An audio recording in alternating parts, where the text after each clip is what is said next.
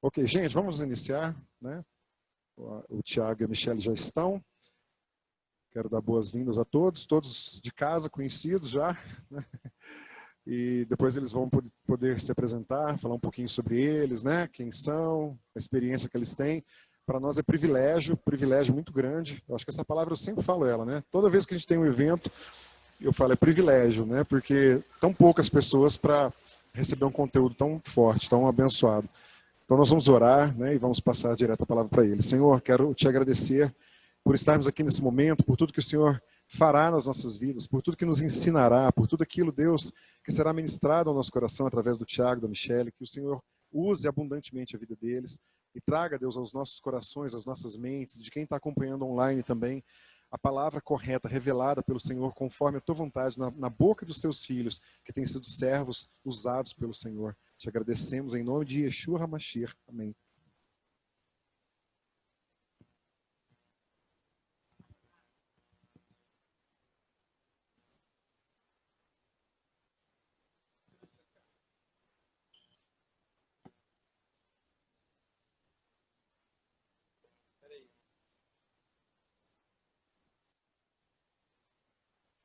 Som. Agora vai. Ixi, a pessoa fala alto. Gente, boa noite, graça e paz sobre a sua vida. Delícia estarmos juntos. Quem estava lá naquele dia comigo? Que bom. Foi um Já tempo, é bom, né? porque voltou, né? Porque gostou, né? Se não, você não gostar desse, vai que, como diz meu sogro, convida alguém, porque vai que alguém gosta, né? A gente tem que sempre fazer isso. Não gostou, mas convida alguém. Você que está em casa ou lá, como o Ronaldo falou, é um grande privilégio, né? Eu falo que a nossa missão, a nossa vocação, aquilo que Deus nos chamou, é para trazer mesmo e resgatar o privilégio de ser família, né? Algo que foi se perdendo ao longo do tempo. E na quarta-feira, naquela retrasada, eu falei sobre isso, porque se a gente pensar, né, aquilo que Deus nos ensinou, né, a suprema revelação do amor de Deus é para que a gente viva em família. Né? Jesus viveu em família, porque poderia muito bem, né, Deus ter falado assim, ó, vamos aparecer com Jesus, né, porque 3 anos do ministério dele foi os últimos 3 anos da sua vida, mas era necessário que ele viesse numa família, né? Por quê? Porque é o nosso laboratório de experiências, onde nós aprendemos, nos tornamos quem nós somos. Então a gente se perdeu no meio do caminho, foi deixando que a família, né, perdesse o seu lugar. Porque se a gente vê sempre, né, na Bíblia, na história, fala Deus de Isaac, Abraão, de Jacó, porque isso sempre é passado de geração para geração. Porque aquilo é na família, onde eu aprendo aquilo que eu sou, eu vou passando para os meus filhos. Então eu falo que a nossa missão é resgatar, né, mesmo o privilégio de ser família. Essa daí então, né, é a nossa família. Aquele dia vocês só viram eu falando tchau para o Tiago, para o Lucas e para o João Pedro, que eles estavam saindo. O Lucas tem 11 anos, o João Pedro tem 7. E aí a gente colocou assim, Movimento Família Real. Então vocês são os primeiros que a gente está falando sobre Movimento Família Real, apesar de já estar pronto o curso, tudo, mas sintam privilegiados com o movimento da família real. Porque é algo que sempre me incomodou a gente falar sobre real, né? Se você for lá na internet e colocar assim, maternidade real, olha para você ver as fotos que tem lá. Né? Mulher descabelada, assim, aquelas mães de olheira, tudo cansada. Uma coisa, e quando a gente fala sobre paternidade real, é aquela questão assim, nossa, não existe esse pai, né? Porque se a gente pensar quantos milhões, né, pessoas que não têm o pai na certidão de nascimento. Então, isso é algo que tem acontecido mesmo e é real. Só que quando a gente vai buscar o que é real, e aí o Tiago vai falar, essa maternidade, essa paternidade e a família real, real não é o que é comum, real é o que é magnífico, é o que vem do rei. Amém? E o nosso rei, né? Jesus, é o rei dos reis. Então, é aquilo que ele reservou para nós como família. Então, é isso que nós vamos falar nesse movimento real. Só uma coisinha, amor. Quando a Cecília me chamou para fazer a palestra, a gente falou muito sobre disciplina, sobre correção, né? E é algo que incomoda mesmo a nossa... É um grande desafio para nós como pais. Alguém? Desafio com disciplina, correção, né? Um grande desafio para nós como pais. Mas o que eu falei para Cecília é que não tem como a gente falar sobre disciplina e correção se a gente não tratar os pais. Porque criança não tem problema. Ah, fala para o seu colega do lado, fala, o problema é você, querido. Criança não tem problema. Né? Mas assim, o problema são os pais. Então, é claro que criança, né? É por quê? Porque nós é que conduzimos. Então, se os pais não entenderem o seu papel de autoridade, de amor, de responsabilidade em conduzir os seus filhos, não vai dar certo. Por isso que tem gente, né? Eu trabalho muito tempo com criança e os pais ficam assim, me dá uma pílula. Mas o que é que eu tenho que fazer? Se eu contar até 3, isso vai dar certo? E se eu fizer isso daqui? Depende. Porque as famílias e as crianças são diferentes. E a nossa proposta é trazer o princípio para que você possa estabelecer e aplicar na sua casa. Então vai dar certo. Por que o curso Família Real e Educando Filhos dá certo? Porque são baseados em princípios. Então a gente traz para vocês um princípio que vocês vão apresentar e aplicar agora na sua casa. Então a grande responsabilidade é nossa como pais, de conduzir os nossos filhos naquilo que eles precisam. Ah, engraçado, né? Um menino que é custoso e eu que levo. Mas sabe o que é? Se a gente pensar que os nossos filhos nascem, o cérebro dele é formado pelas experiências, quais são as experiências que eles estão tendo? Então, aquilo que eles são formados, é aquilo que nós moldamos e que nós ensinamos. Então, não tem como. Ah, então vamos deixar o menino, deixa o menino, a fala inata, vamos deixar a criança viver. Deixa para você ver o que vai virar, um bicho do mato. Deixa lá ele no mato, convivendo com os macaquinhos, para ver o que vai acontecer. Ele não vai falar, ele não vai interagir. Então, a relação, aquilo que ele se torna, é aquilo que nós ensinamos, certo? Então, isso é moldado, isso é construído na vida dos nossos filhos. Então, a gente fala que os filhos, né, é o resultado do nosso trabalho. E isso não tem jeito. Traz a responsabilidade para nós como pais. Então, a responsabilidade da nossa família é toda nossa. Boa noite, pessoal. Tudo bem? Então, é um privilégio realmente para a gente estar aqui, é um prazer. Quando a Michelle fala da questão do curso, né, e só explicando como é que surgiu todo esse movimento. A Michelle, pela formação de pedagogia, educadora, depois fez psicopedagogia, como é que é? Neuropsicopedagogia e tal. Aumenta aí, né? E aí, o negócio que é chique pra gente ficar, não mais é? Difícil, Mais difícil. Eu esqueci um pedaço. Mas aí o que acontece? Ela começou a trabalhar numa das especializações com crianças com dificuldade de aprendizado. Então as pessoas falavam assim, já sei, eu estou com dificuldade com meu filho, você dá conta de cuidar de criança com dificuldade, já sei. E começou a mandar as crianças para que ela olhasse. E de repente ela fala, essa criança não tem nada. Essa criança não tem nada, essa criança não tem nada. E aí falou assim, nós precisamos avisar então, em vez de eu trabalhar com a criança, eu preciso agora trabalhar com os pais. Porque essa criança, na verdade, é só um reflexo da educação dela. Então, ao invés de eu trabalhar com a criança, eu vou trabalhar com o pai, porque aí o pai vai ensinar essa criança direito, essa criança vai ensinar o outro direito, e a partir daqui... Peraí, você acha que é melhor para o pessoal ver a gente? É. Tá, não, então tá. Não precisa. Não, tá ótimo. Aí, então a gente precisa de quebrar esse ciclo, porque senão eu vou trabalhar com a criança. Então o que os pais faziam? Arruma esse menino para mim. E de repente falou, opa, peraí, não é isso. Então ao invés de trabalhar com a criança, nós vamos trabalhar com os pais. E aí a Michelle começou a fazer o curso e na maioria das vezes fazer o curso para mães. Falou, mas ainda falta um pedaço, nós precisamos ensinar a casa, né? Por quê? Nós vamos falar, não é só a mãe, né? O pai não é só um ajudador, não é só aquele que tem que dar uma força de vez em quando, tem que entender a responsabilidade dele como casa. Então, quando a gente fala de família real, né, desse movimento da família real, real é aquilo que vem do rei, e não aquilo que é comum. A gente acostumou que o real é aquilo que é natural, o natural é aquilo que é medíocre, e a gente tem uma tendência muito grande de aceitar o que é medíocre. Quando a gente fala medíocre, parece que é ruim, mas o que é medíocre? É o mediano. A gente aceita o que é mediano, porque na maioria das vezes o mediano passa, um pouquinho melhor que a média passa. E na verdade Deus nos chamou, não foi para ter uma família um pouquinho melhor que a média, foi para ter uma família real, uma família magnífica. Então nós temos que realmente nos esforçar para quebrar essa mediocridade, né, que vira uma maldição sobre as famílias. Por quê? O que a gente ouve sobre família? Se a gente for deixar é o seguinte, criança dá trabalho mesmo, né? Criança é custosa mesmo, homem é tudo safado, mulher é chata, aí os homens começam a fazer piada da mulher, homem trai mesmo, e a gente vai deixando essas coisas entrarem Essa no de nosso mulher eu meio. nunca escutei, você já? De mulher chata, né? Então, aí os homens, aí o que acontece? O homem, ao invés dele assumir a posição dele de ter uma família magnífica, ele junta com outros fracassados familiarmente falando, para poder falar, não tem jeito, então já que eu não dou conta de arrumar, então vamos todo mundo. Então, as piadas são as mesmas, né? As conversas são as mesmas, as rodas são as mesmas para os mesmos assuntos. Então, aquilo que eu não dou conta de arrumar, eu transformo em uma doutrina.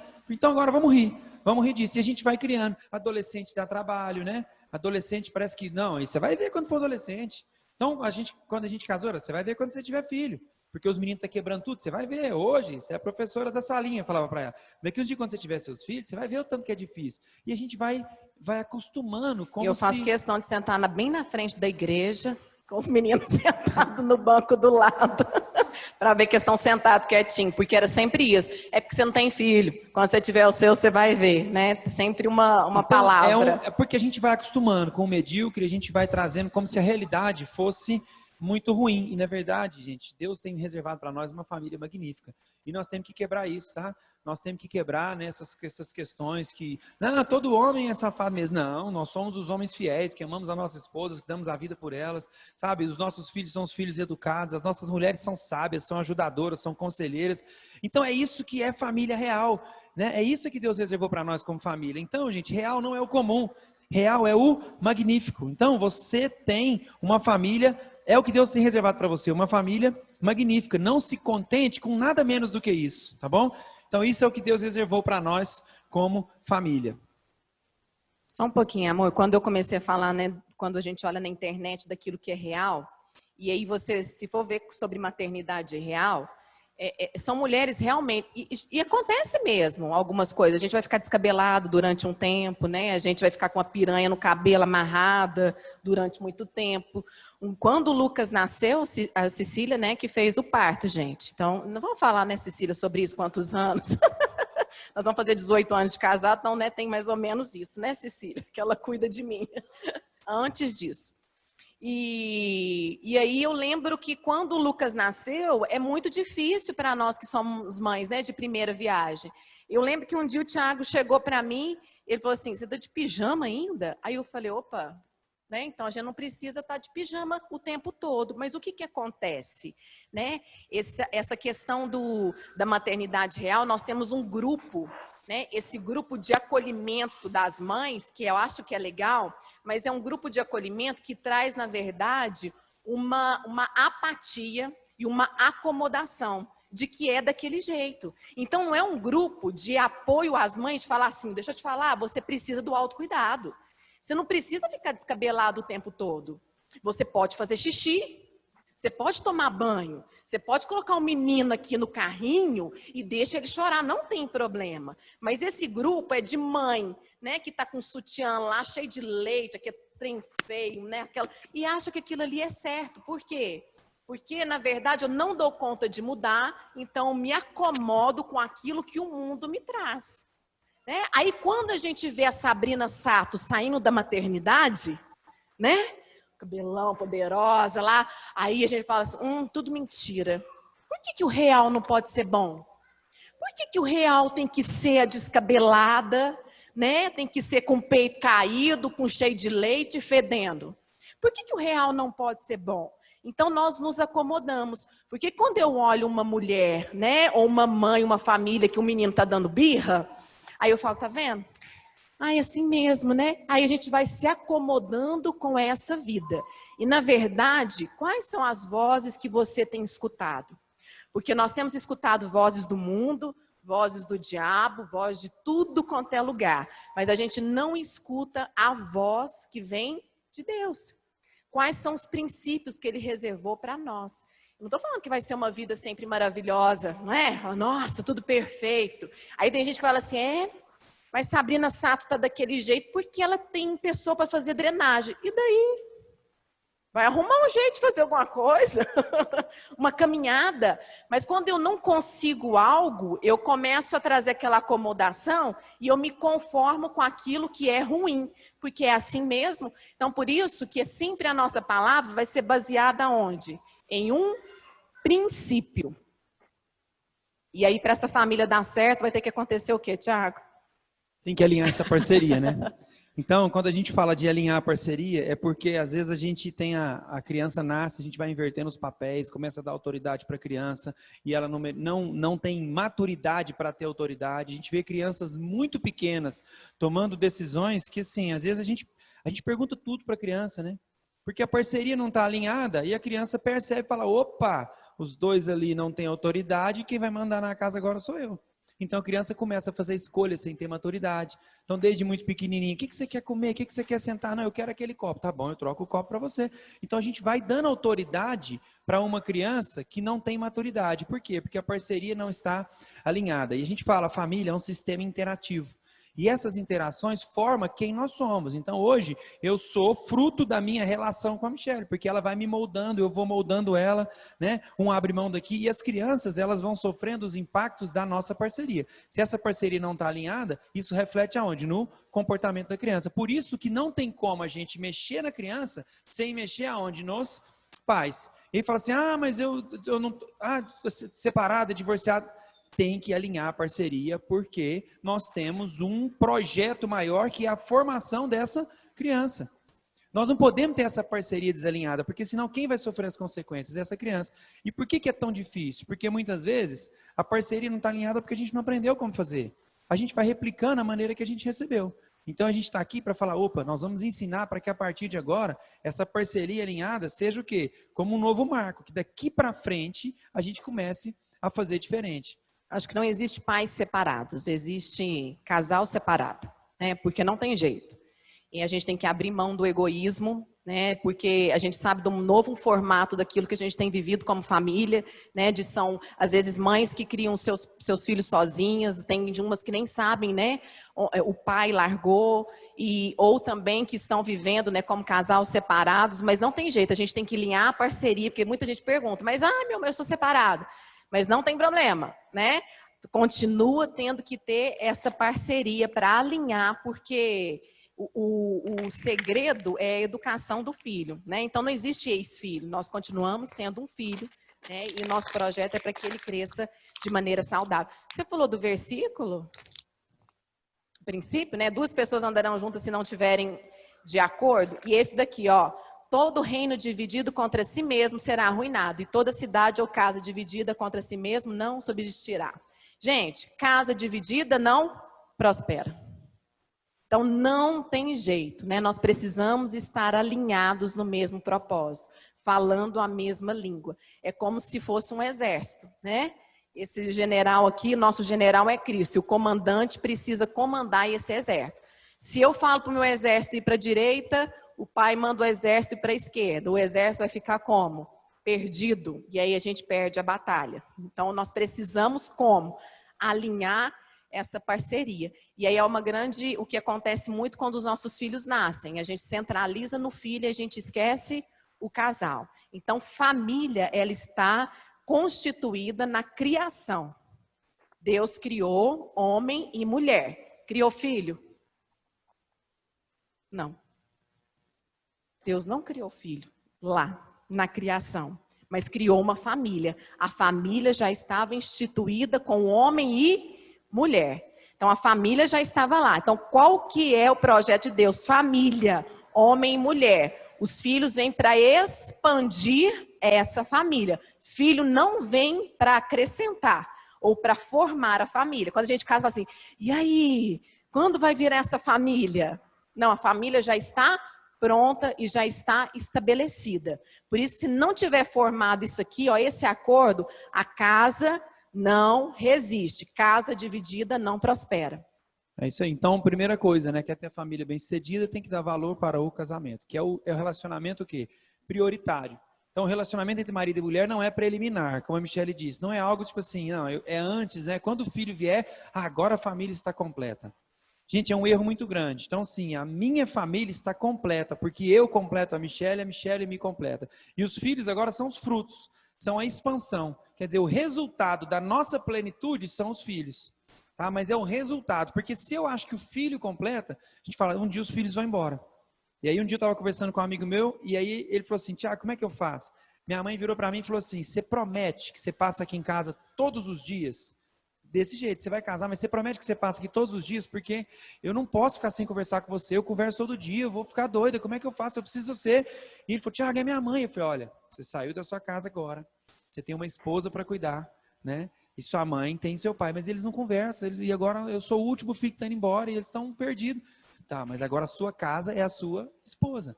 Você é pleno agora com a sua esposa. E os filhos vão expandir essa plenitude. Vamos acelerar, né, amor? Senão... Vamos.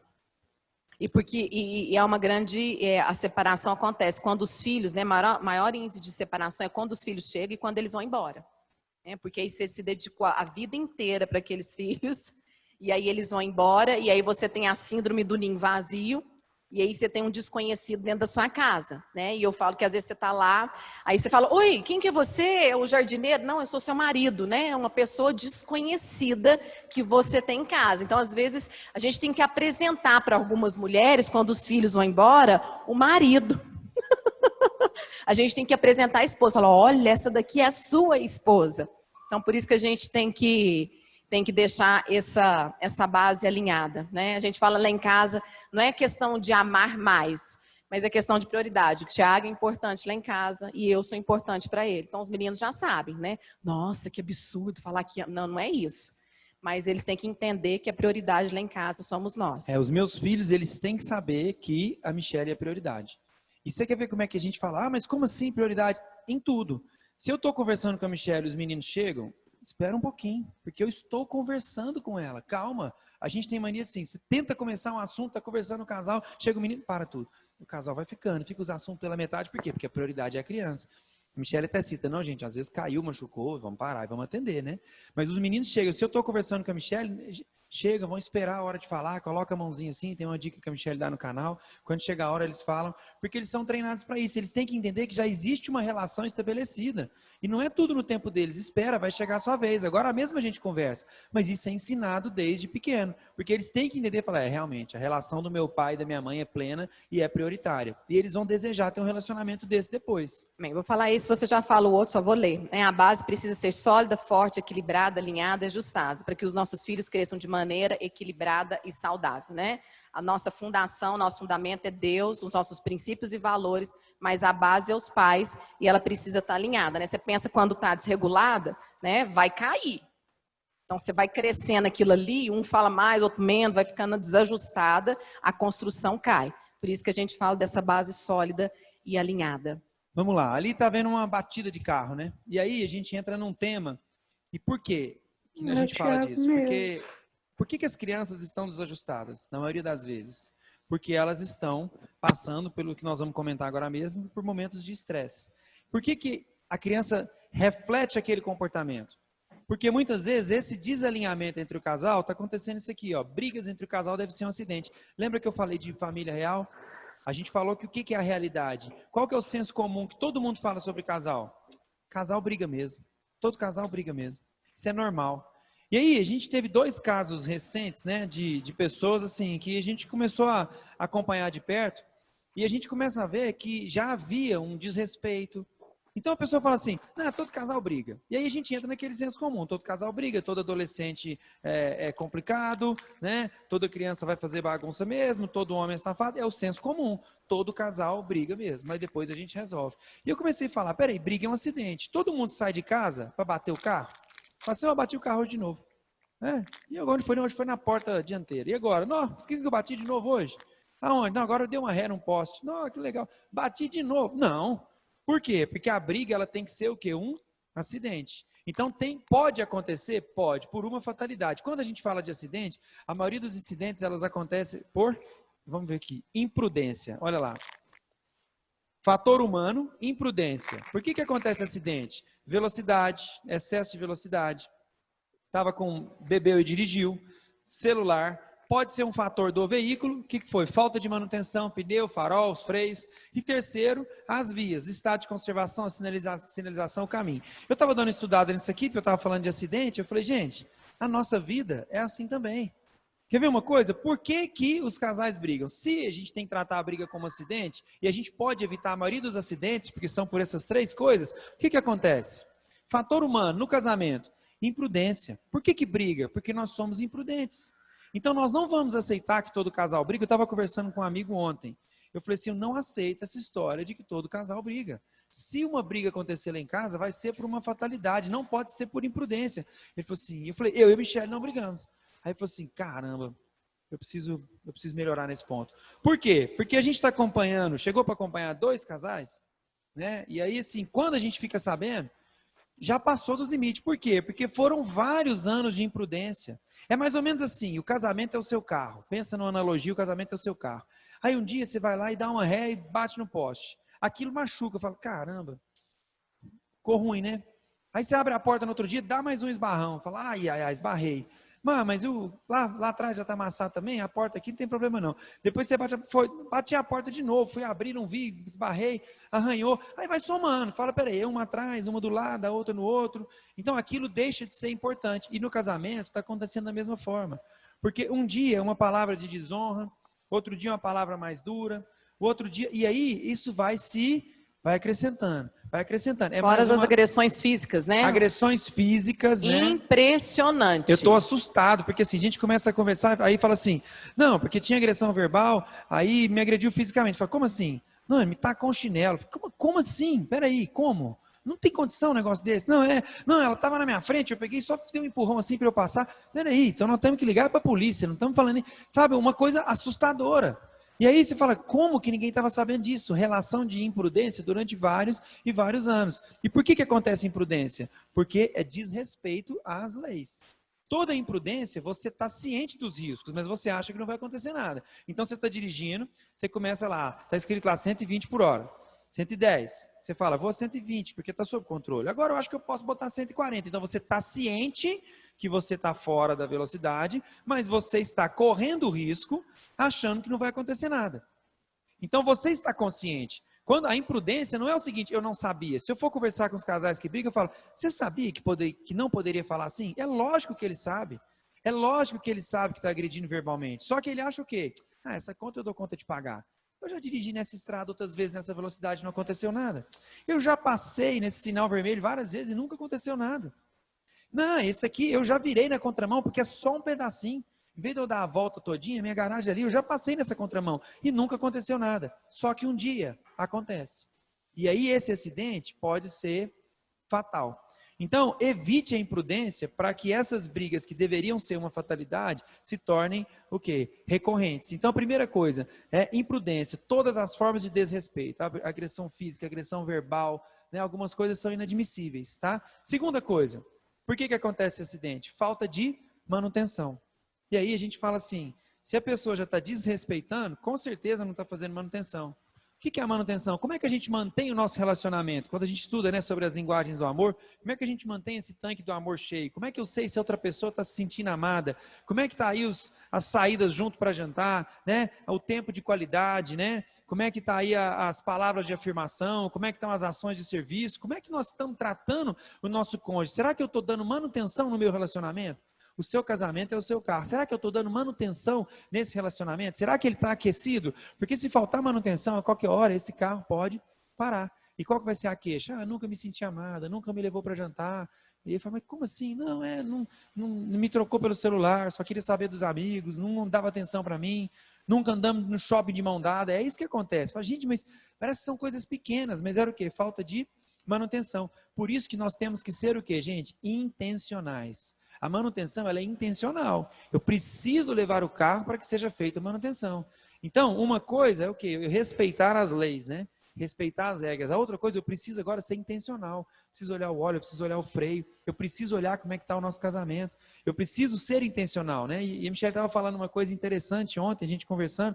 Muitas vezes a gente acha que é não fazer alguma coisa ao outro, né, amor? Fala assim, não faça aos outros aquilo que você não gostaria que fizessem com você. Então a gente acha que é sempre o não. Não faça aquilo que você não queira. Não, seja intencional. Faça aquilo que você quer que eles te façam. Semeie, entregue, faça primeiro. A gente fica esperando. Não, eu não vou desejar mal a ninguém. Não é não desejar mal, é fazer o bem. A Michelle explicando isso para o João Pedro, ele foi lá e deu um beijo nela. Mas filho, o que foi? Fala, mamãe, você falou que se a gente quer, a gente tem que dar, então estou te dando um beijo, porque eu vou ganhar beijo. Então, você quer uma coisa mais bonita do que um abraço? Tem jeito de você dar um abraço em alguém e não ganhar um abraço? Então, para ser, ninguém nunca me abraça, então você nunca abraçou. Porque qual que é a reação natural de quem abraça? É receber um abraço. Mas a gente espera do outro, a gente não quer ser o quê? Intencional. Toda vez que eu estou falando de manutenção, de prevenção, eu estou dizendo algo que tem que vir antes, é algo intencional, é algo preventivo. Então, para que esse relacionamento dure, seja preventivo e intencional. E só um pouquinho, amor. Como a gente acostuma com o senso comum? Como a gente se acostuma com o ditado popular e vive aquém daquilo que Deus tem reservado para nós? Porque a gente se acostuma com uma vida ruim. Gente, nós somos feitos à imagem e semelhança de quem? Do nosso Criador. Então, você é aquilo que a Bíblia diz que você é. Você pode aquilo que a Bíblia diz que você pode. Né? E você tem aquilo que a Bíblia diz que você pode ter. Então, nós vivemos essa vida ruim. Ah, não, mas é assim mesmo, todo mundo vive, né? Esse casamento ruim, as coisas não estão apertadas, essa família tudo bagunçada. Não, se Deus nos colocou na terra, é para que exista esse processo, amém? E aí a Bíblia diz assim, se credes e me ouvides, comereis o melhor dessa terra. Gente, eu quero comer o melhor dessa terra. Amém? Quem quer comer o melhor dessa terra? Eu quero comer o melhor dessa terra. O problema é que as pessoas estão esperando só o céu, né? Aí a gente fala, nós viemos de Deus e nós voltamos para Ele. Mas esse processo é importante para que a gente consiga ficar cada vez mais parecida com Cristo. Então, pare com o senso comum. E isso aqui de ser intencional, quero falar para vocês, nós começamos hoje, amanhã eu já começo a colocar como tornar o nosso casamento, né, com sucesso, sendo intencionais. Então, cada dia tem uma dica e tem também uma tarefa. Então, você pode adicionar lá no Telegram, Educando Pais, ou no Instagram, que a gente vai dar as dicas e as tarefas todos os dias. É ser intencional. O senso comum é não faça com os outros aquilo que eles não você gostaria que fizesse com você. Mas o princípio da palavra de Deus em Mateus 7:2 é em tudo.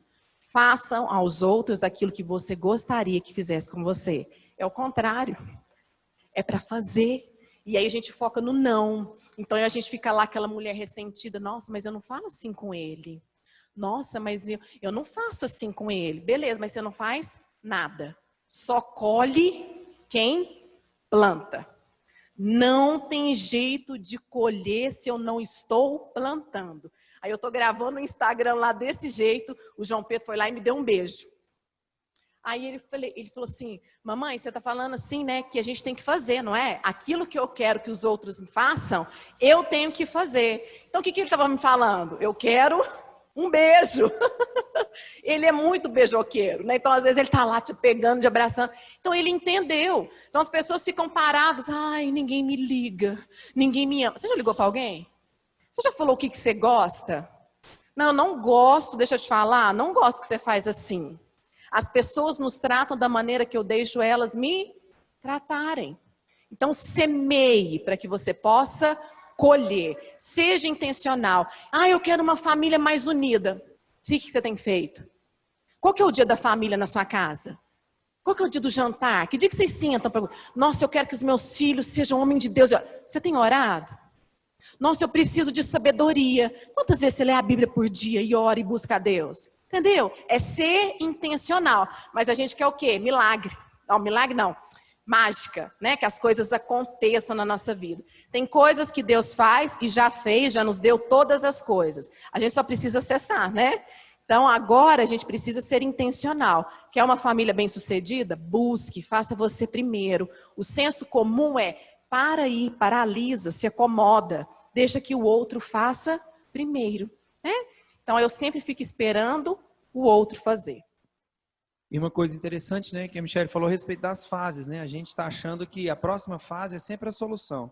E, na verdade, Deus está dando o privilégio de a gente aproveitar cada fase. Cada fase da nossa vida, né, com as crianças e tudo, a gente tem algumas coisas, né, para fazer. Então, lembra disso. Em cada fase existe algo... Amor, senta lá. Algo para você aprender. Eu tô com o pé machucado, gente. Eu tô sentando. Então, as fases da nossa vida, pode ser, elas são para a gente aprender com essa fase. Que chique esse negócio, ó. Ficou bom, né? Adorei.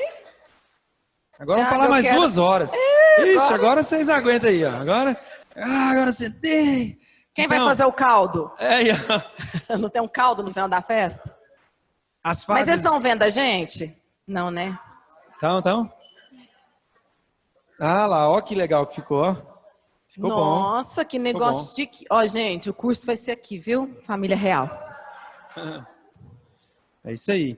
Então, cada fase da nossa vida a gente tem que aprender com ela, né? Nós temos que tirar alguns aprendizados, porque senão a gente acha que é sempre assim. Não, a próxima fase melhora. Então, a criança está correndo e fala, não, fica te falar assim mesmo. Deixa, é assim mesmo. Na próxima fase ela vai aprender. Aí quando vai chegando, criança não gosta de estudar. Não, deixa eu te falar, assim mesmo, eu era assim também. Não, no final ele vai gostar. Também não gostava, deixa. Tá bom. Aí chega na adolescência, não, tá rebelde. Ixi, assim, acho que é essa palavra que eu estava procurando. Adolescente é rebelde mesmo. Não, é assim mesmo. Ixi, eu também fui rebelde, próxima fase passa.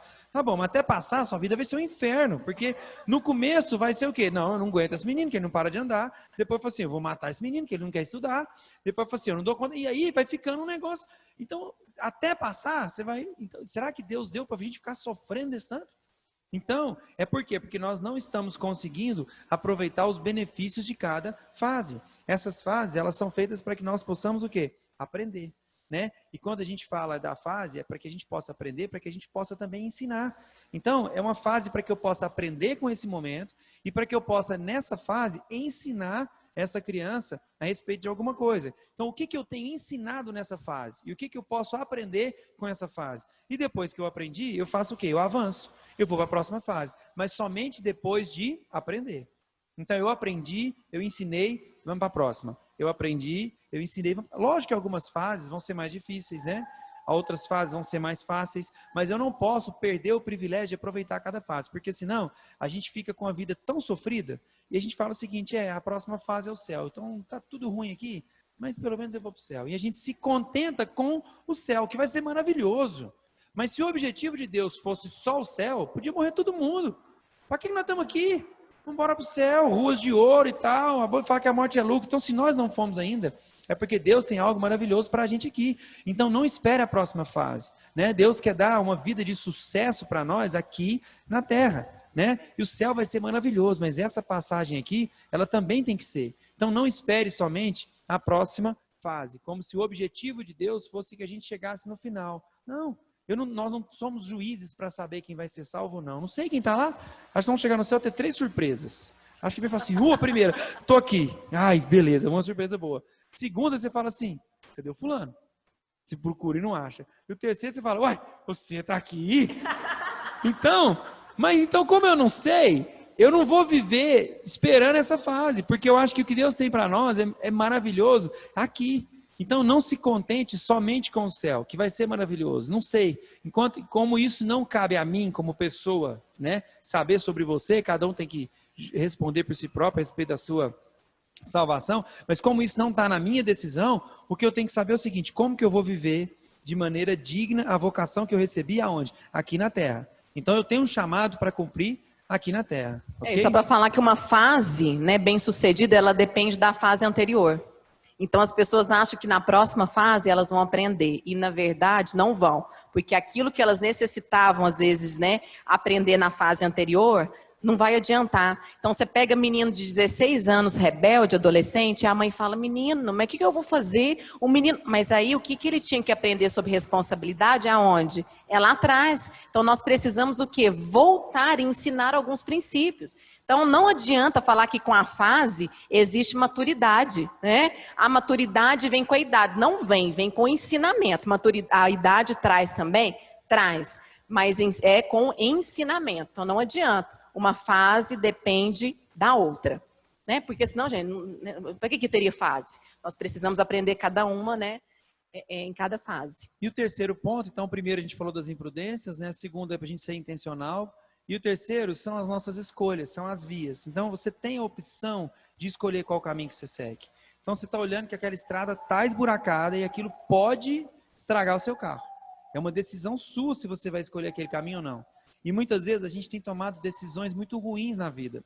Eu falo sempre, gente, a Bíblia fala o seguinte, no mundo tereis aflições, mas tem de bom ânimo porque eu venci o mundo. Então, Deus já falou para a gente que a gente vai ter aflição. Então não é, né? Só que além dessas aflições que Deus já está dizendo que são naturais, né, e que Deus vai nos ensinar nelas, a gente tem aquelas que a gente traz sobre as nossas vidas fruto das nossas más escolhas. Então, de vez em quando eu vejo as pessoas escolhendo algo, mas escolhe errado demais. E aquela história, assim, errou no recrutamento, vai ter que gastar com treinamento agora, não tem jeito, né? Então, assim, era para ter escolhido melhor, não escolheu, agora você vai ter que treinar pro resto da vida. Então, a gente faz escolhas ruins e depois não entende por que a nossa vida está tão difícil. Então, a gente fica vendo assim, fala assim, mulheres que não sabem escolher, não sabem esperar, homens que são precipitados. E aí, de repente, a gente fala assim, Deus, por que minha vida está tão complicada? Deus fala assim, a quantidade de decisão errada que você toma. Eu falo para ir para cá, você vem para cá. Eu falo para cá, você vem para cá. Então a gente desobedece e depois quer colocar aquilo na conta de Deus. E no casamento, nessa parceria alinhada, o que acontece é o seguinte: marido não conversa com a esposa para poder fazer um negócio, vai dar errado. Vai dar errado. Todas as vezes que eu tentei fazer alguma coisa sem falar para a Michelle a respeito de algum negócio, eu tinha certeza que ia dar certo. Mas eu não falava. Porque eu falei assim, não, depois eu conto. E de repente aquele negócio vai apertando, apertando, e fala, deixa eu te falar, não deu certo não. Eu investi em alguma coisa sem falar com ela, não dá certo. Por quê? Porque eu escolhi um caminho que eu não levei minha família junto. Então, as nossas decisões, elas nos levam, né, para caminhos errados. E sabe por quê? Porque muitas vezes a gente fica vendo a vida do outro. Ah, mas o outro foi e fez. Deixa eu te falar. Tem carro que passa em estrada de chão, tem carro que não passa. Então, você olha porque o outro foi e fala assim, eu vou também. Não adianta, seu carro é baixinho, pega uma estrada de chão, cheio de pedra, vai estragar o carro. O outro cara estava de caminhonete. Então, às vezes, a gente fica olhando o propósito do outro e fica querendo ele para mim. Isso é igual dieta, gente, é igual alimentação. Qual que é o seu propósito? Se você for, eu quero ganhar peso, então você vai comer um tipo de comida. Se eu quero ganhar massa muscular, é um tipo. Eu quero perder, é outro tipo. Então eu não posso olhar para a dieta do outro e comer tudo que o outro está comendo, porque às vezes o objetivo dele é um e o meu é outro. O objetivo dele é ganhar massa muscular, o meu é perder. Eu olho para a alimentação dele como macarrão e engordo. E por quê? Mas o outro fez. Não, mas o propósito dele era outro. O objetivo dele era outro. Então, o caminho do outro não interessa. O que Deus falou para nós? Então, não vai só porque o outro foi. Não faça só porque o outro fez. Busque a orientação de Deus. Então, fica essas 3 reflexões a respeito do casamento, que a briga deve ser o quê? Um acidente, tá? E esse acidente, ele pode ser evitado se a gente tomar conta ficar atento às imprudências, a gente ser prudente aos mandamentos, às sinalizações, não desrespeitar. Não desrespeite, hora nenhuma. Segundo, né, dá manutenção, seja intencional.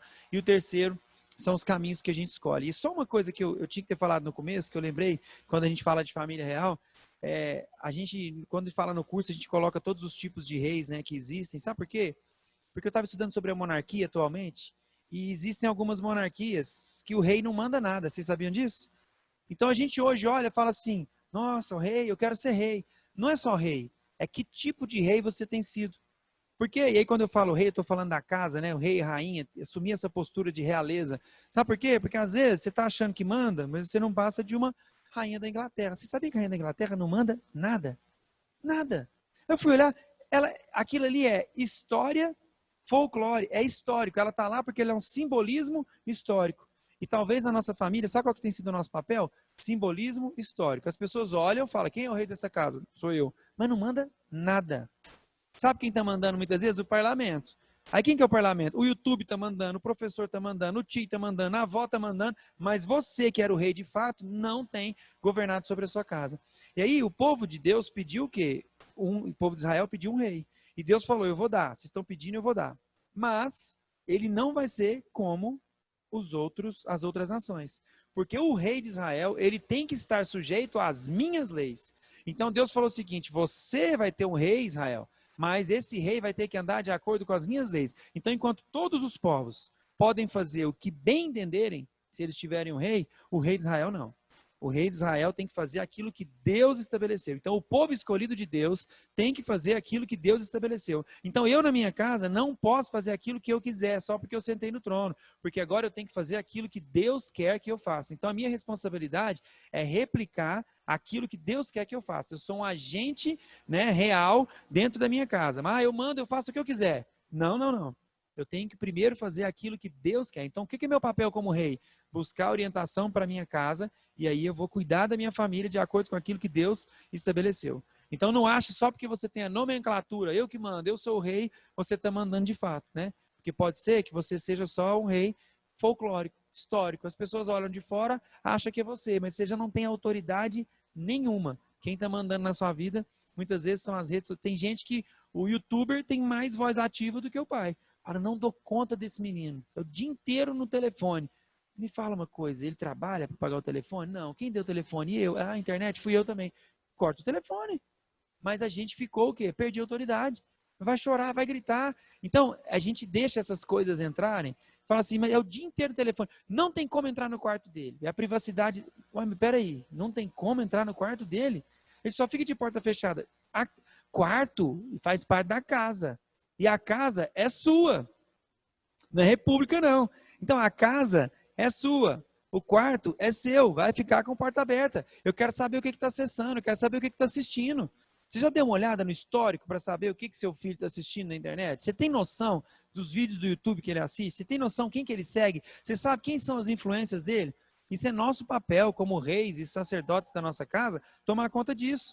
Não, deixa ele, é pequenininho, não tem problema não. E aí a gente começa a ver coisas assustadoras. Eu estava conversando com um grande amigo ontem que tem um projeto maravilhoso, né, sobre prevenção de suicídio. Enquanto o mundo cai as taxas em 24%, o Brasil sobe mais de 30%. E sabe qual idade eu estou falando? De 10 a 15 anos. 10 a 15 anos. Crianças suicidando. Por quê?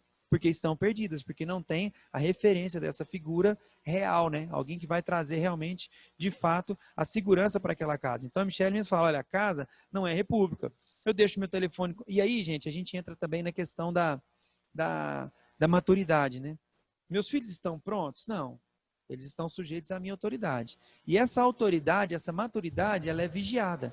À medida que eles vão ganhando crédito, né? Eu vou dando corda, mas a cordinha está na minha mão.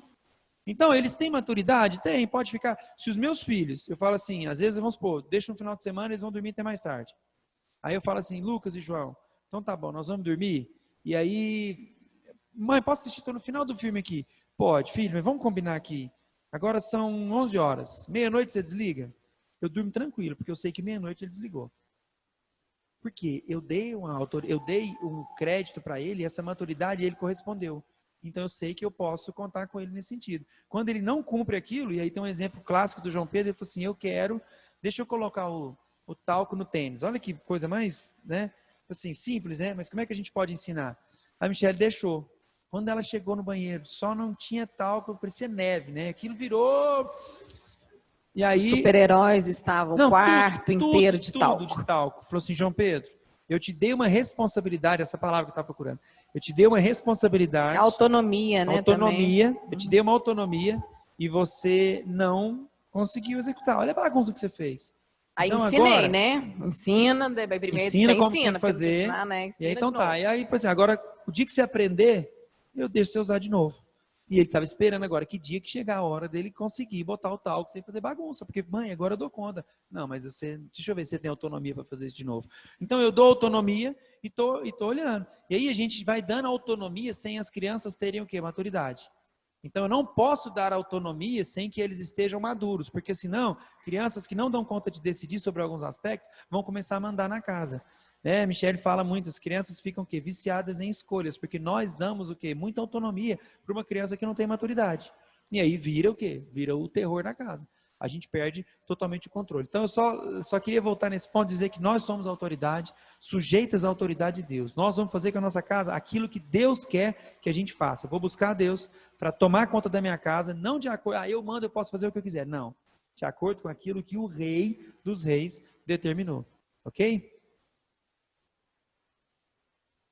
E aí o seguinte, eu falei desses dois casos para vocês. Quando você esbarrou o carro, o que você tem que fazer, gente? Ligar para o seguro. Tem algum corretor aqui de seguro? Ninguém, algum corretor? Senão ele falar, não, liga para mim. Então, imediatamente, bateu o carro, chama o seguro. Esses dois casais que a gente estava tentando aconselhar, primeiro aconselhar. A hora que chamou a gente, sabe onde é que estava? Perda total. Não sabia de nada, a hora que chamou, estar estragado, não anda mais. Falei, rapaz, estou tentando, assim, um milagre ver se esse carro funciona, mas não tem jeito mais. Agora eu vou ir tomar só café com você, bem, vamos chorar junto, assim, porque agora não tem, o que vai fazer jeito? O quê? Né? Não tem jeito de convencer a pessoa, quando a pessoa vem te procurar, ela já está com a decisão tomada. A gente vai fazer o quê? Convencer a pessoa a respeito daquilo? Eu falei, eu queria ter sido procurada antes, para que você não pudesse passar por isso. Agora que o carro, né, e a pessoa, quando chega nesse ponto, ela não quer mais, e aí fica com raiva da gente, tipo assim, você está tentando me ajudar, né? Falei, não, estou tentando ajudar, não, só vou tomar café com você, a gente chora junto, e não tem o que fazer agora. Porque fala assim, olha, sem certeza você vai tomar essa decisão, não, vamos tentar. Você não sabe o que eu passei. Foram anos, eu não sei não, você nunca me contou? Como é que eu vou saber? Então, agora que já está com a decisão tomada, então, o que a gente tem que fazer? Eu fiquei pensando nisso, fiquei pensando. Aconteceu um acidente, chame um seguro. Quem são os seguros? São os nossos amigos. Nós precisamos de amigos. Deus não mandou a gente para viver sozinho, para ficar sozinho. Sabe por quê? Porque os verdadeiros amigos, eles nos constrangem. Então, o que eu vou fazer? Eu vou fazer um pacto lá em casa, assim, se eu sair da linha, eu vou ligar para um amigo e vou falar assim, deixa eu te falar, bati o carro, vem cá me ajudar agora. Porque aí ele vai lá, fala assim, esbarrei aqui, eu e Michele tivemos um negócio esquentou. Se eu não arrumo, gente, é o que eu falei, amanhã é uma porta, é um farol, é um arranhão, a hora que eu olho para aquele carro, depois eu falo, não quero. Está muito detonado, eu não quero isso. Por quê? Porque quando aconteceu o primeiro acidente, a gente não arrumou. Então a gente conhece um casal, bate daqui, esbarra dali, sabe? Vai ficando aquele carro, tudo, né? Aquele relacionamento errado. Por que você não vai embora? Eu vou. Eu não voltou mais. Até então, era o seguinte, e esse outro casal agora assim, procura os papéis, quer separar, separa. Ela procurou. Agora, meu Deus do céu, nunca vi um homem tão buscando a Deus, tá louco. É um crente. Louco. Não, porque Deus vai fazer, mas peraí, mas durante esse tempo todo, não avisou, então não chamou o seguro. Então, os verdadeiros amigos têm que ser o nosso seguro, porque os amigos, eles nos constrangem. E sabe por quê? Se você chama um amigo uma vez, fala, deixa eu te falar, errei aqui. Errei de novo. Fica batendo o carro direto, sabe o que o seguro vai fazer? Deixa eu te falar, eu não quero fazer sua apólice mais, porque você é imprudente, você não faz a manutenção e depois você vai trazer essa conta para eu pagar. Então, eu não vou fazer o seu seguro mais. Então, você imagina, chama um amigo e fala, agora arrumou, né? De novo, já não é fatalidade mais, agora pode ser o quê? Imprudência. E ninguém quer, né, ser amigo de uma pessoa imprudente. Então, falar, isso não vai dar certo. Então, chame os amigos quando tiver problema. Agora, amigo é qualquer um? Não. Não precisamos de palpiteiro, não precisamos de amigo de boteco, sabe? Porque não precisamos, pai e mãe não serve para ser seguro, não serve, porque é o seguinte, aí a filha única chega para o pai e fala assim, bati meu carro, por favor, pai, o que eu faço? Fala, larga isso, vem para cá, cuida de você, não preocupa não, tá tudo certo. Então, a mãe toma as dores do filho, então não serve para ser seguro, família não é que é ruim, viu, gente? O pai e a mãe. Mas é porque toma partido. Vai tomar partido. Né? Então, tem gente que vai aconselhar, nesses casos, a briga, e aí fica levando problema para o pai e para a mãe. Então, não é hora de fazer isso. Mas os verdadeiros amigos, eles nos constrangem. Então, você tem que ter uma rede de amizade forte para te sustentar no caso de alguma dificuldade. E aí, gente, fala, mas amigo é complicado, depois meu problema vai para todo mundo. É uma situação, eu lembro direitinho, uma vez o Paulo Júnior falando uma coisa. Você lembra quando o povo de Israel, eles, antes de entrar na Terra Prometida, eles acabaram de atravessar, na verdade, atravessou o Jordão, e Deus falou o seguinte, agora é para todo mundo ser circuncidado. E aí, você fala assim, olha que interessante, os homens vão saber mais do que eu estou dizendo, né? Eles tinham que ser circuncidados. Quem circuncidava? Uns aos outros. Olha que loucura, você entrando na Terra Prometida e você tinha que pegar ali o prepúcio e cortar. Então, uns faziam isso com os outros. Você tinha que entregar a sua intimidade na mão do outro, com o risco do outro te machucar.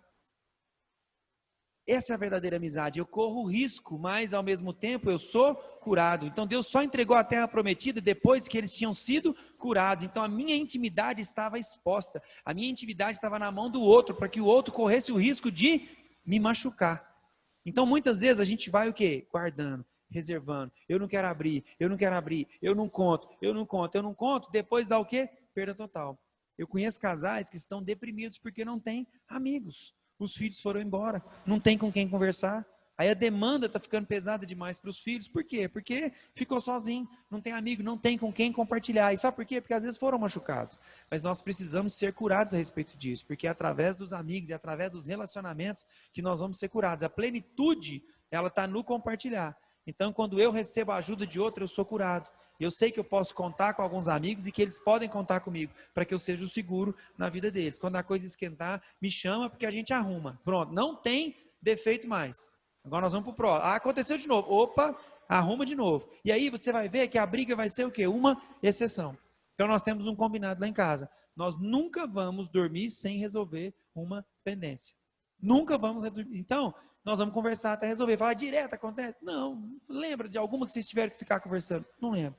Por quê? Resolve rápido. Arranhou, gente, deu um batidinho no carro, arruma. No outro dia, não, já tirei. Porque senão você acostuma. É o que eles falam, né, da teoria lá das janelas quebradas. Você passa por uma casa abandonada e vai lá e quebra a janela. Se você arruma, aquilo para por ali. Se você não arruma, outra pessoa vai quebrar a próxima, aí vai ter uma do lado de cá, a pessoa passa e fala, já tem 3 janelas quebradas, vamos quebrar mais uma? Intencionalmente as pessoas quebram as outras porque aquilo já está quebrado. Já está tudo detonado mesmo, por que não quebrar mais uma? Então, aconteceu um problema, arruma na hora. Não deu conta de arrumar sozinho? Chame os amigos para que eles possam ser realmente a segurança desse relacionamento. Segurança aqui, né? Nossa segurança está em Deus. Ah, mas é Deus que faz. Não, tem hora que a gente precisa de ajuda dos amigos, tá bom? Vai, amor. A gente ia fazer uma cena, mas a gente não combinou, gente. Aí a gente ficou com medo de vocês ficar muito assustados e expulsar a gente. A gente já fez isso, mas esquecemos de combinar o sinal. Não. Esquecemos porque nós esquecemos de combinar. E aí agora que eu lembrei aqui, aí eu falei, gente, como é que eu vou fazer isso? A gente faz sempre né, no curso uma briga. Então, aí eu falo, nossa, Tiago, e aí a gente começa a brigar na frente das pessoas. E aí você vai vendo que um vai levantando e um vai ficando assim, né, constrangido. E às vezes não é uma briga, mas sabe aquela situação quando você está com aquela vergonha por nós? Fala, nossa, mas eles estão falando desse jeito, nossa, como assim? E eles estão falando, né, vai sobre... causando um mal-estar, um começa a suar, o outro começa a mexer na cadeira, fala, meu Deus, o que está acontecendo? Fala, Cecília me chamou para esse lugar aqui, o que está acontecendo? Mas isso é exatamente, quando nós brigamos, é exatamente isso que ocorre com os nossos filhos. Esse constrangimento. O que para nós parece que é algo simples, para eles traz algo que é muito assustador. Então, como os estímulos domésticos, né, afetam a vida dos nossos filhos. E aí, aquilo que nós vivemos em casa, aquilo que nós produzimos, né? E a gente fala que os nossos filhos aprendem a amar vendo a gente amar. Os nossos filhos aprendem a falar, a comer, a fazer, olhando aquilo que nós estamos fazendo. Né? Então, aquele dia eu falei para vocês, eles aprendem por imitação, eles aprendem por instrução e eles aprendem por cooperação. Então, é olhando, é sendo exemplo. Aquilo que eu faço, eles estão de olho o tempo todo naquilo que eu estou fazendo. Então, a maneira que a gente fala, como eu trato os outros, gente, não tem jeito.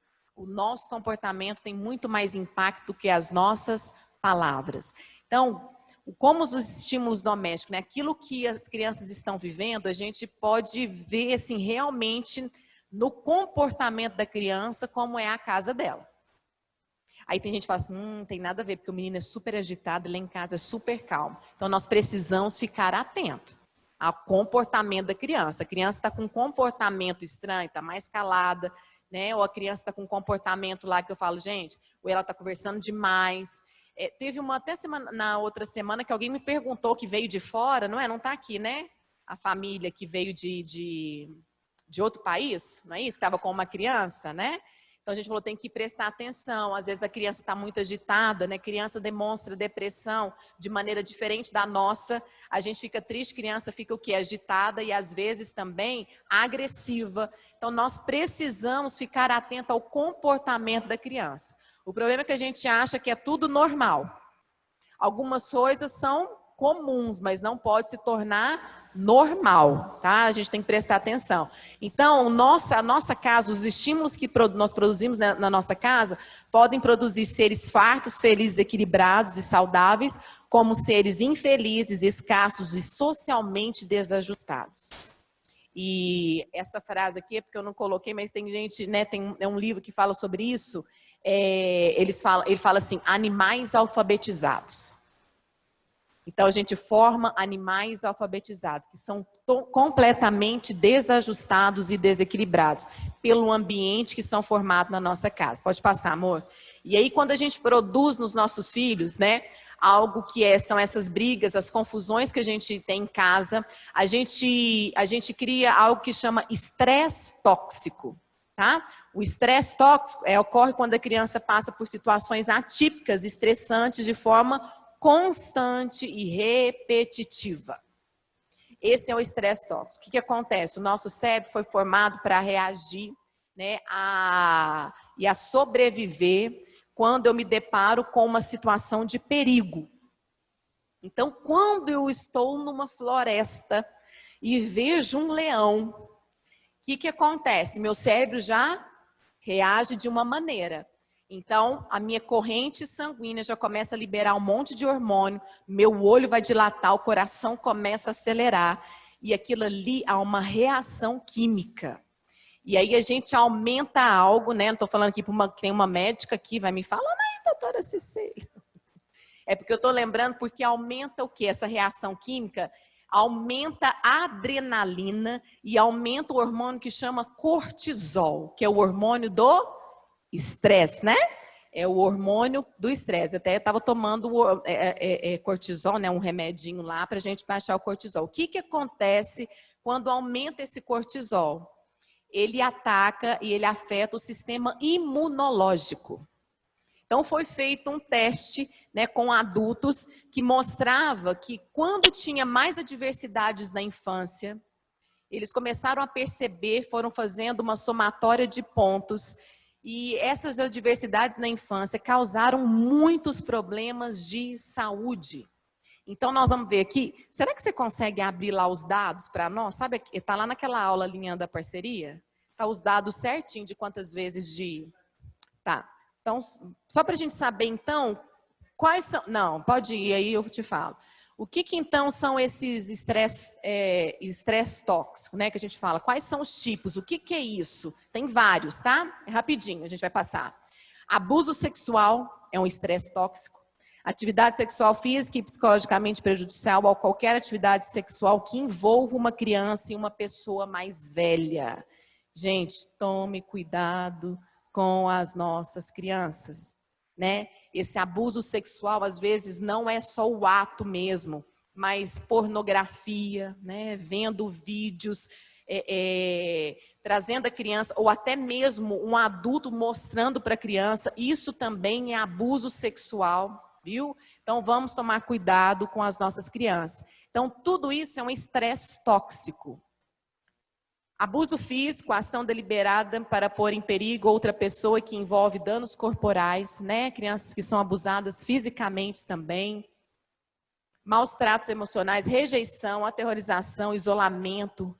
O homem do saco vai te pegar. Né? Já viu aquele negócio assim, né? O menino, né, não fica quieto e a gente vai aterrorizando. Agora a polícia vai te prender. Sabe o que é isso? A gente não ensina a criança sobre obediência e depois você quer aterrorizar a criança. Não vai funcionar. Ah, mas lá em casa funciona. Funciona até ele entender que não existe o homem do saco e que o policial não prende. E vai tomar injeção, né? E aí outro dia eu fui na casa da amiga, eu vou chamar a tia Michele. Eu olhei e falei, nossa, o que será que eu sou nessa casa? Nem eu fiquei pensando. Eu falei, será que isso é bom ou isso é ruim? Vamos ver que a criança vai olhar para mim e vamos ver se é ruim ou se é bom, né?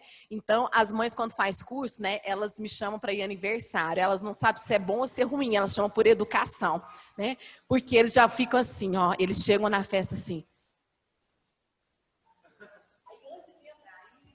Oi, né? Fala oi para a tia Michele, é a minha professora. Tipo assim, né? Fala, o menino fica até... Ah, você é a tia Michele? Eu falei, gente, o que será que essas mães falam para esses meninos? Então, é aterrorizar, o isolamento, a exploração, ridicularização, a negação de apoio emocional, amor e afeição, ações e inações que possam causar transtornos comportamentais, cognitivo, emocionais ou mentais. Então, todo o abuso, né, emocional, a negligência. Tem gente que fala assim, ah, mas eu não faço nada. Justamente, então isso é o quê? Uma negligência que nós vamos ver também. Não atendimento das necessidades básicas de um dependente. Então, isso é negligência. Pode passar, amor. E aí, falando sobre esse estresse tóxico, o que isso pode causar, né? Agora a gente encerrando, se quiser abrir lá, só para a gente ver. Tia Michele está encerrando. E o que eu quero trazer com isso, para que isso venha como um alerta? você fazer isso, né, essa reação do corpo é algo natural, que é de sobrevivência.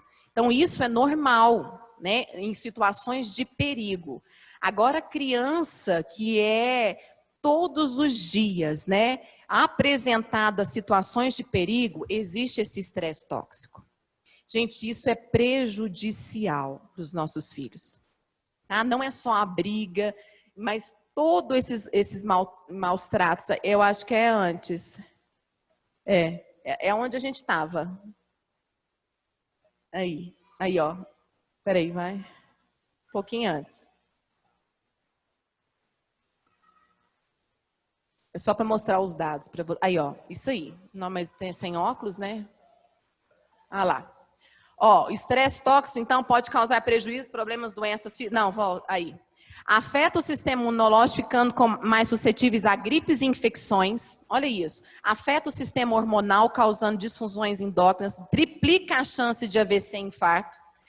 3 vezes mais a chance de ter câncer. 12 vezes maior a chance de suicídio. 3 vezes maior a chance de uso de drogas, álcool, delinquência e desajuste social. Porque viveram na infância adversidades. Então, esse teste foi feito com os adultos. E quanto mais adversidades eles passaram, como família problemática, divórcio, né?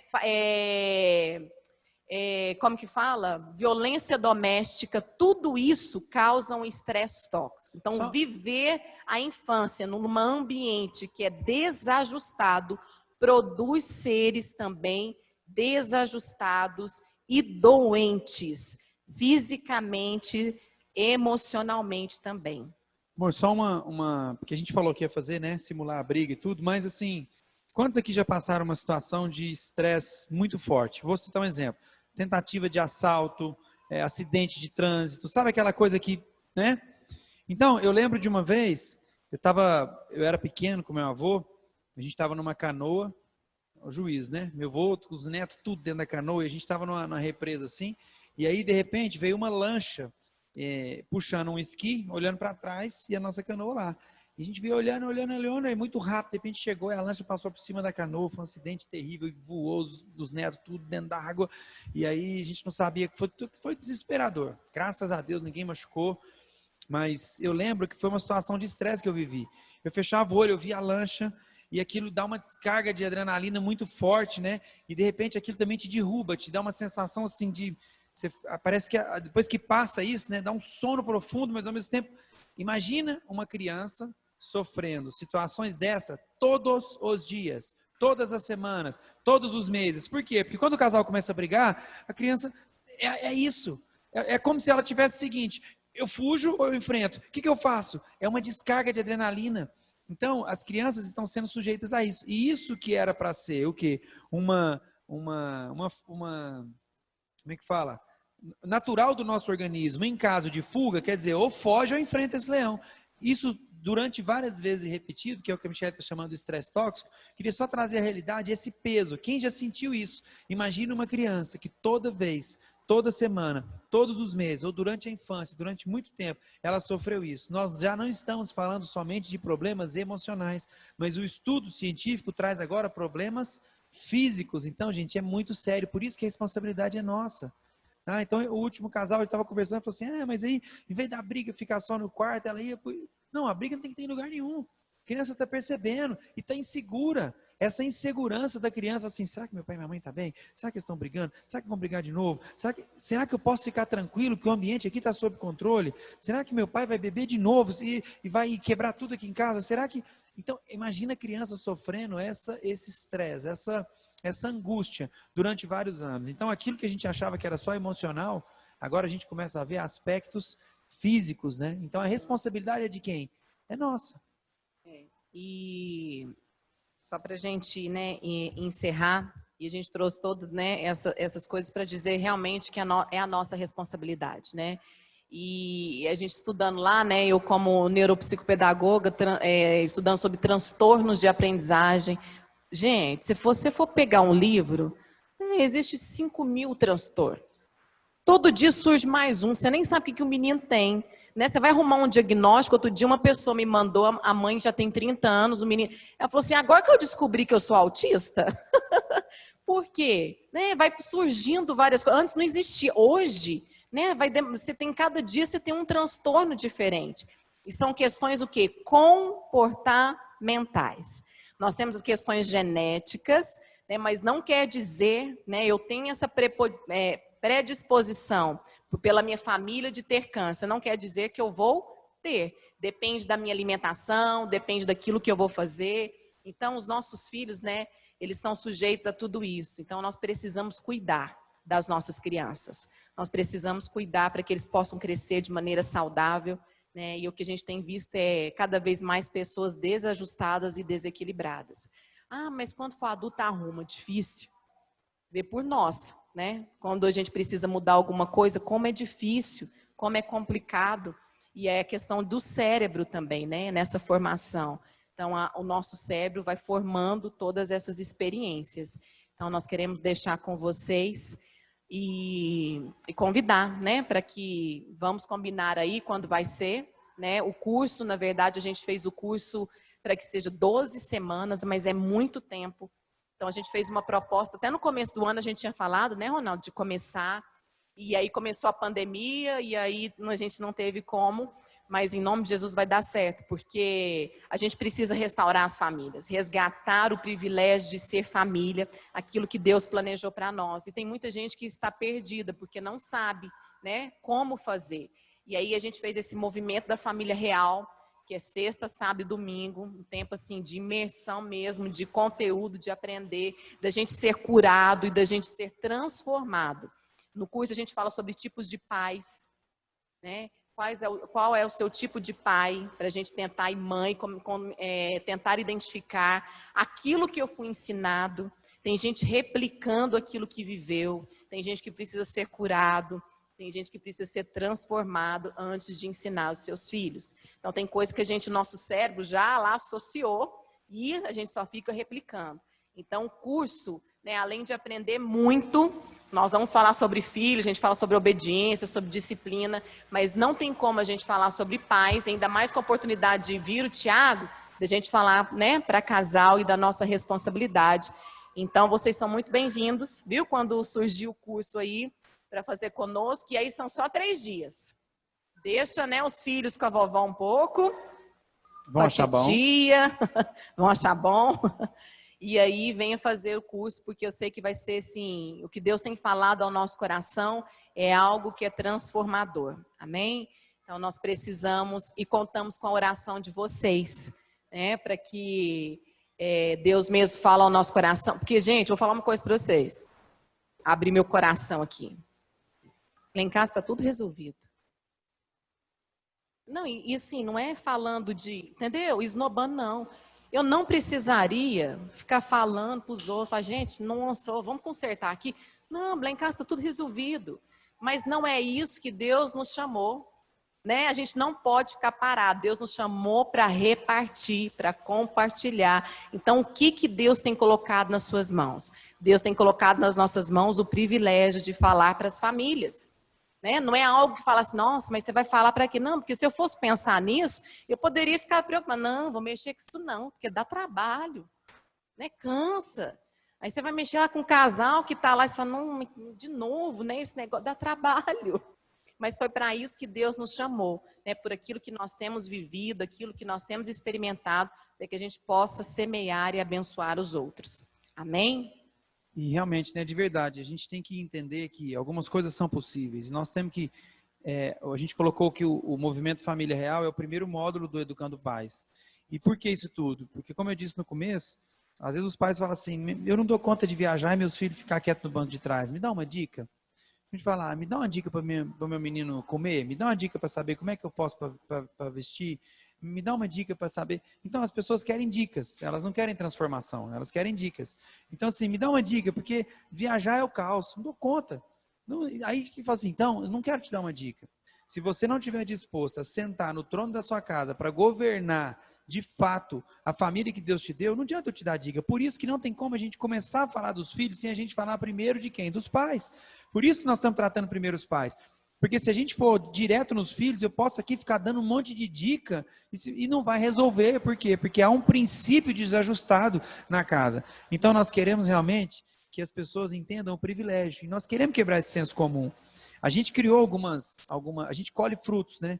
E a gente tem que aprender também a colher frutos a longo prazo. A gente quer às vezes semear e acha que o resultado vai vir rápido. E Deus fala assim, você devia ter começado a plantar antes. Mas amém, começa agora que o fruto vai vir.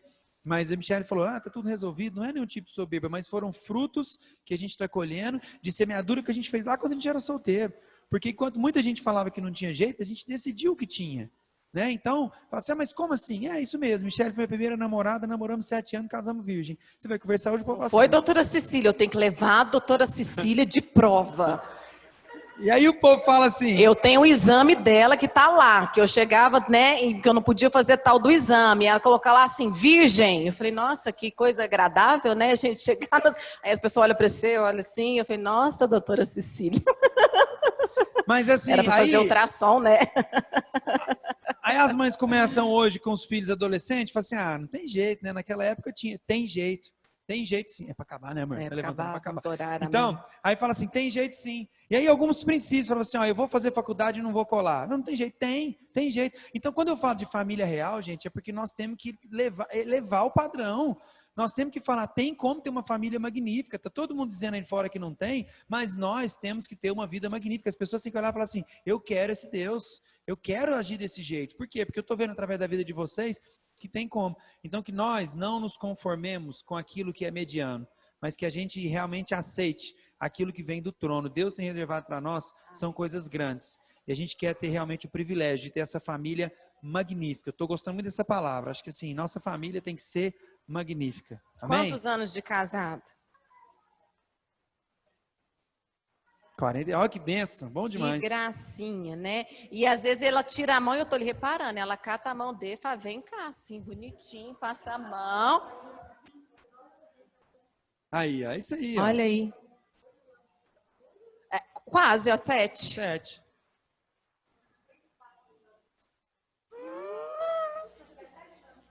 Aí, ó.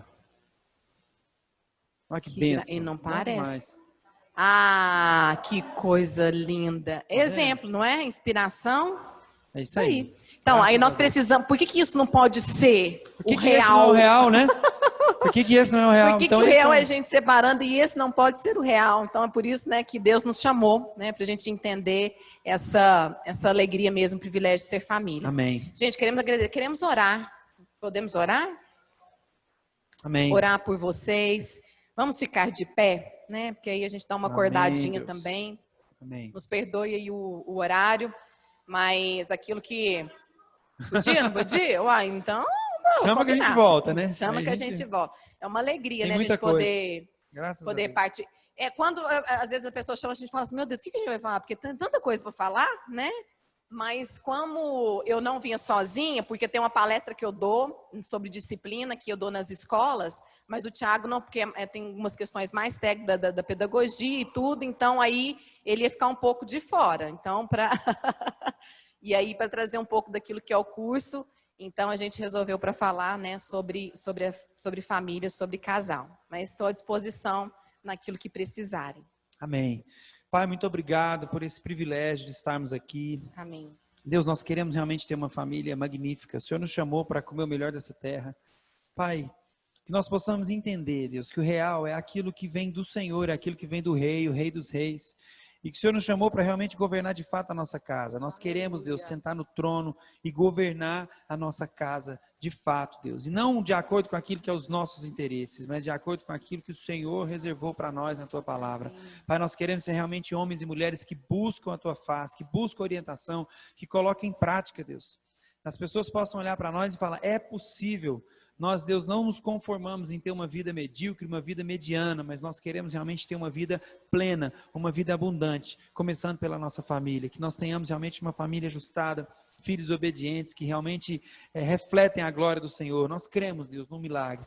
Não sabemos, Deus, qual é a dor de cada família aqui, não sabemos, Deus, qual tem sido o modelo de educação, porque muitas vezes tem sido replicado, porque aprendeu errado, mas que a gente possa quebrar, Deus, esse ciclo hoje, e que possa haver realmente um novo aprendizado, uma nova família, uma nova maneira de viver. Nós te agradecemos por esse tempo, te louvamos em nome de Jesus. Amém. Amém.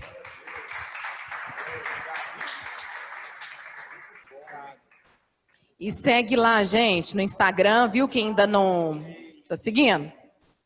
Quem que me marcou no Instagram esses dias? Que fez um vídeo e me marcou. Tá aqui na... Ai, foi você, bonitinha. Eu tava viajando, né? Ela me marcou. Ah, achei chique. Ela falou igual eu fiz na palestra, não é? Bonitinha. Obrigada, viu? Muito obrigada, viu? Enquanto vocês encerravam, eu me lembrei de um texto que eu gosto muito, mas eu queria lê-lo como se esse texto tivesse sido escrito para vocês. E quando vocês lerem esse texto, vocês vão entender assim que vocês, pelo menos aos nossos olhos, eu creio aos olhos de Deus, é o que vocês estão vivendo. 2 Coríntios 3, no 1, fala assim, o apóstolo escrevendo para vocês: porventura começamos outra vez a louvar-nos a nós mesmos? Porque você fala assim, o que a gente vai falar, né? A gente vai lá e agora, né? A gente vai contar da nossa vida. Ou necessitamos, como alguns, de carta de recomendação para vós, ou de recomendação de vós? Vós sois a nossa carta, escrita em nossos corações, conhecida e lida por todos os homens, porque já é manifesto que vós sois a carta de Cristo, ministrada por nós e escrita não com tinta, mas com o Espírito do Deus vivo, e não em tábuas de pedra, mas nas tábuas da carne do coração. Porque é por Cristo que temos tal confiança em Deus. Não que sejamos capazes. Às vezes você fala, mas Senhor... né? E ele fala, não, nós não somos capazes por nós de pensar alguma coisa como de nós mesmos, mas a nossa capacidade vem de Deus, o qual fez vocês também capazes de serem ministros de um novo testamento, não da letra, mas do Espírito, porque a letra mata e o Espírito vivifica. Então quando vocês falam, a nossa casa está consertada, vocês estão vivendo isso aqui. Não uma lei escrita em tábuas, mas aquilo que sai do coração de vocês e é convincente. Muito obrigado. Amém. E nós queremos agradecer mesmo a cada um que veio, né? Eu sei que todos fomos muito enriquecidos. O conteúdo que vocês têm é gigantesco, né? E nós queremos agradecer mesmo, viu, Tiago, Michele, assim, essa disponibilidade, o sair, vocês estão edificando gerações. Isso não tem preço, né? É só o Senhor mesmo para recompensar esse tempo dedicado a nós. E eu desafio vocês a fazerem um curso, sabe? Vai ser uma imersão, vai ser maravilhoso, vai ser aqui se Deus quiser, né? E nós vamos ter famílias curadas, para ter filhos curados, gerações curadas, gerações que vão transformar essa terra. Amém? Muitíssimo obrigada, que Deus os abençoe e retribua 1000 vezes mais. Amém?